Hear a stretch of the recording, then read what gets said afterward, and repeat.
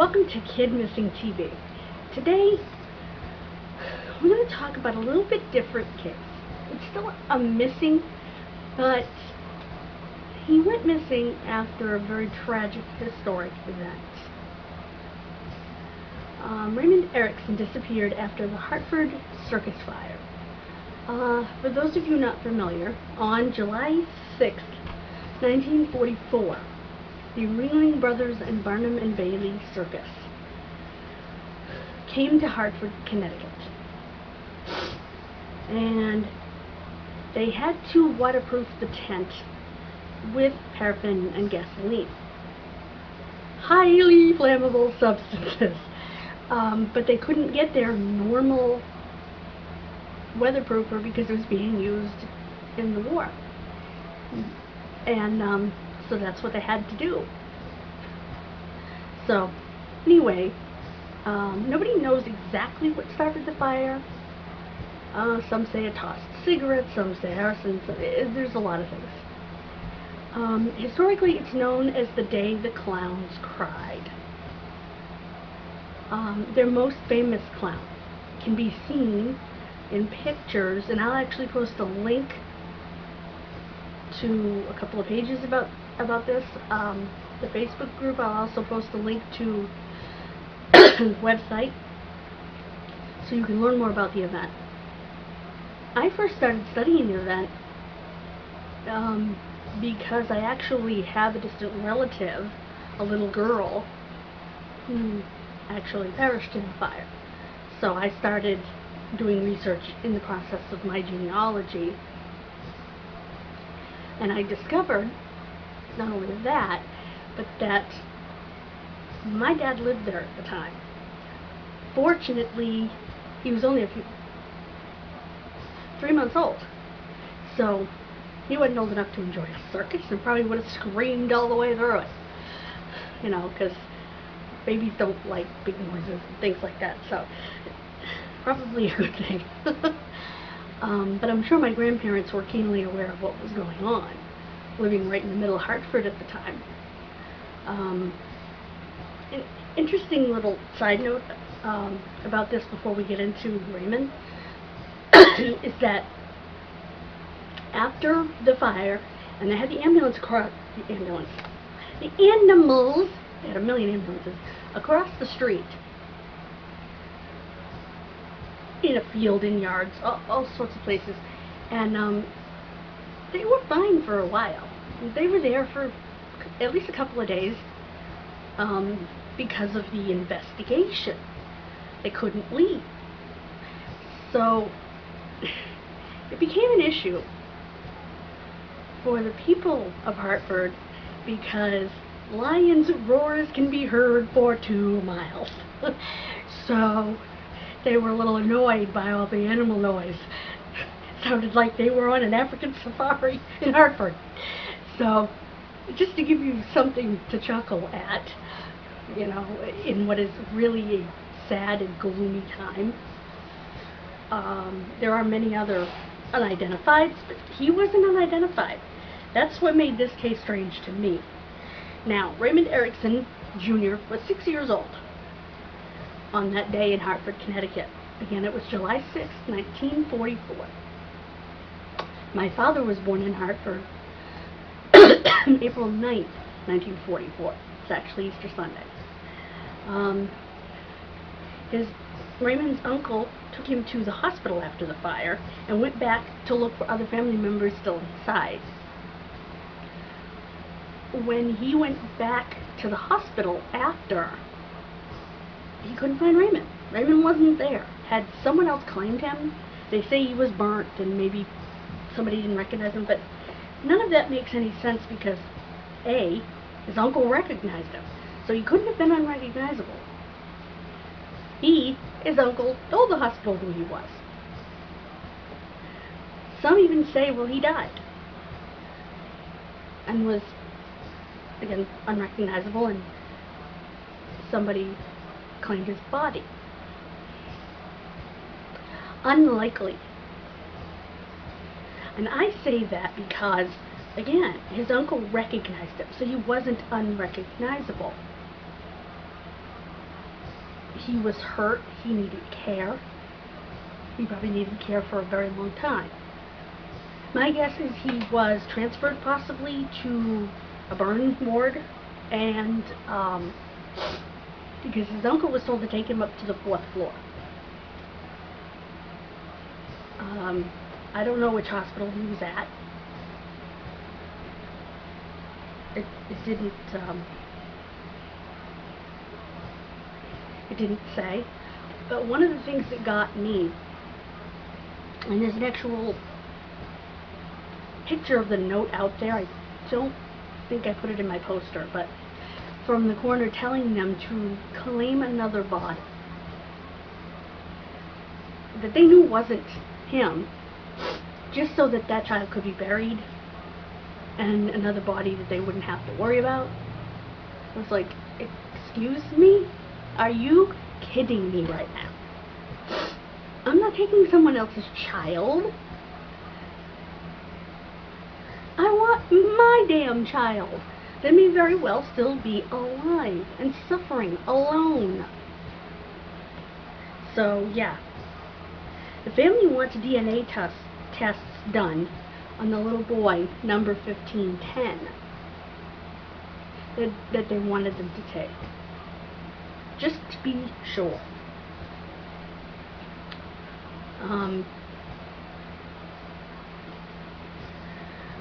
And to this day,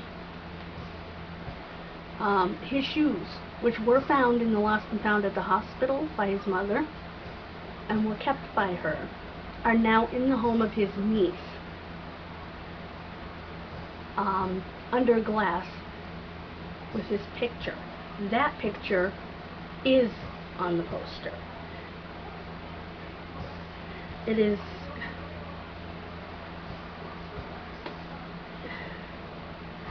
this case is so tragic, and I think the worst part is there was no boogeyman. Like in a lot of missing kids cases, there's a, boogeyman of sorts that took the child. That didn't happen here. This was plain a mistake. A tragic, horrible mistake that came out of one of the most tragic events in U.S. history, and one of the deadliest. And the majority of the victims were children. Part of the reason the majority of the victims were children were A, it was a circus. The majority of the audience were children. And B, there were no young men to try and help save them, because they were all at war. So the men that were there were older, or disabled in some way, or just barely old enough to be in war.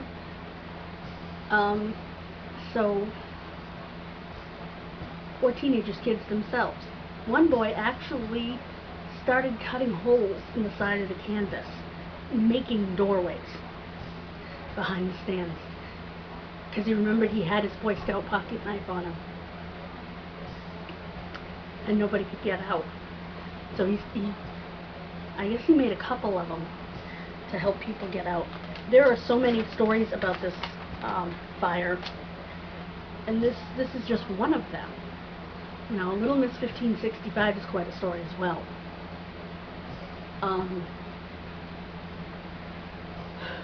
She's a still unidentified little girl, and the odd thing about her is that she was perfect, pristine.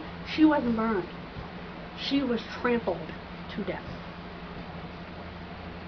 So she was pristine. How no one claimed that child is beyond me. Miscommunication, maybe?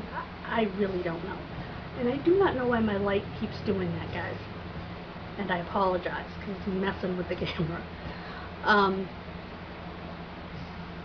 It just got very dark in here. There is another family also awaiting DNA tests, as well as that of Grace Fifield. Her case was reopened, so they are testing her family against 2 does. Why not test Raymond's family too?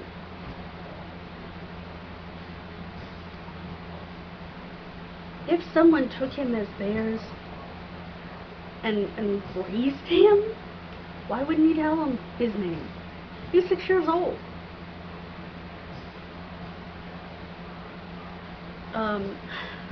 Let's hope DNA gives the family answers. If the little boy did pass away and someone else claimed him in the middle, I suppose it's possible, but he was recognizable enough for his uncle to know who he was, or maybe he knew his clothes. I don't know, but it seems to me. And the little boy was conscious when the uncle left him.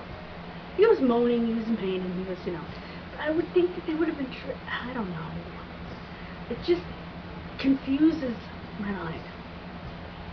It really does. But I really hope that all of these families get answers through DNA testing after 77 years of not knowing. Almost 78 years. The 77th anniversary actually just passed. I think of, when I think of this fire, and I actually read Stuart Onan's book about this fire, and I highly recommend it. I'll link that too.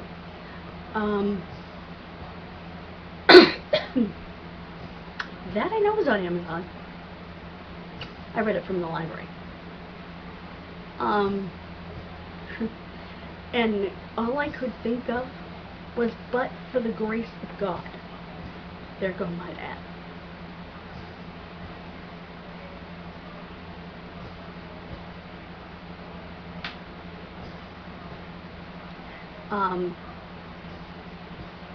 So, and I just feel so grateful that he wasn't old enough to be there, and at the same time, saying that, I almost feel guilty because I feel grateful, because I'm sure there are a lot of other dads with a lot of scary stories, and I'm sure that some kids never came to be because so many kids didn't get to grow up, and I wouldn't be here if that were the case. So it's a combination of the two, if that makes sense. Please comment. Let me know what you think. And by the way, I really want Ron from Faces of the Forgotten to get his butt up to Hartford and do that. I think that's right up his alley. So I hope he will. I may comment and ask him to. Next time, though, we will be discussing the case of Nikki Britton. She was 15 years old when she disappeared from Albany, Oregon in 1969. Again, a family waiting a lot of years. I just hate that, And families have to wait so many years without any clues or anything.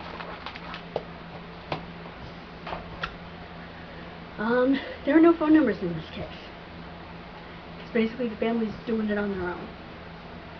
For DNA testing and a lot of hard prayer.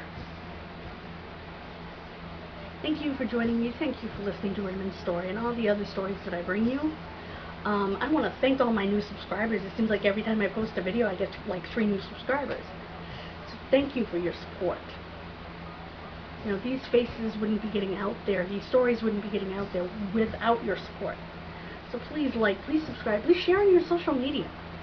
Maybe one of your friends will subscribe, or watch a video and have an answer. I also want to say I really hope that you liked last Wednesday's video, because it was probably the hardest, longest, most tedious edit that I've ever done. By far the most complicated. But now that I know I can do that, I can do more shows like that, where I add in video clips, audio clips, and video clips if I want to. So have a wonderful, gorgeous day. God bless you. And again, thank you so much.